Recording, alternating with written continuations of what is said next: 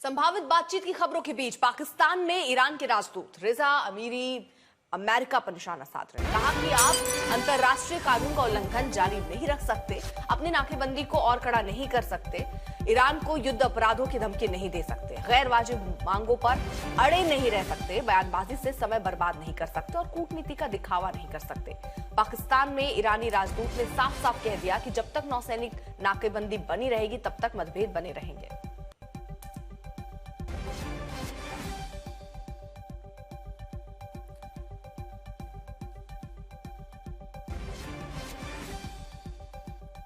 तो जब तक देखिए यूएस नाकेबंदी रहेगी तब तक मतभेद रहेंगे। आप सिर्फ एक दिखावा कर रहे हैं कूटनीतिक तौर पर, लेकिन अमेरिका के एक्शन कुछ और ही कह रहे हैं और अमेरिकी एक्शन पर ही दरअसल ईरान की तरफ से अब सवाल उठाए जा रहे हैं।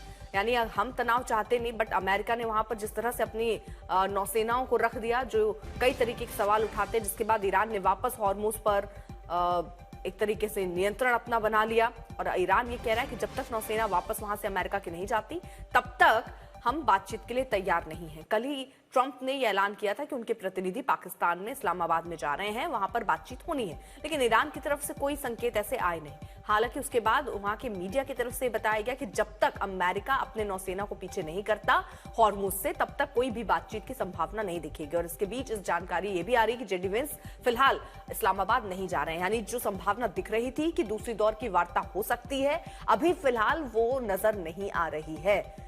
मंगलवार का दिन तय था, हो सकता है इस बीच ये कोशिश की जाए कि ईरान से भी वहां के प्रतिनिधि को वहां लाने की तैयारी हो और अमेरिका से भी बातचीत हो, या हो सकता है आने वाले 1-2 दिन में बातचीत हो। लेकिन जिस तरह के एक्शन है उसको लेकर कई तरीके के सवाल उठ रहे हैं कि बातचीत क्या वाकई हो पाएगी, क्या बातचीत के लिए दोनों ही चाह रहे हैं कि बातचीत हो, क्योंकि अमेरिका अपनी एक्शन के मूड में, अमेरिका अपनी शर्तों को कम नहीं कर रहा। अमेरिका ये चाह रहा है कि जो वो कहे वो ईरान मान ले।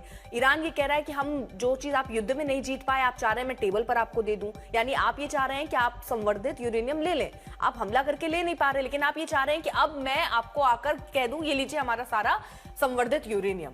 ये नहीं होगा, ईरान ने इससे इनकार कर दिया। ईरान का कहना ना हम अमेरिका को देने जा रहे हैं ना हम किसी और को देने जा रहे हैं। हर देश की अपने आप को सुरक्षित रखने की एक तकनीक है, उसके हिसाब से ईरान काम करने के लिए कह रहा है। हम अपने लिए, अपने अस्तित्व के लिए लड़ते रहेंगे और ईरान बिल्कुल झुकने को तैयार नहीं है।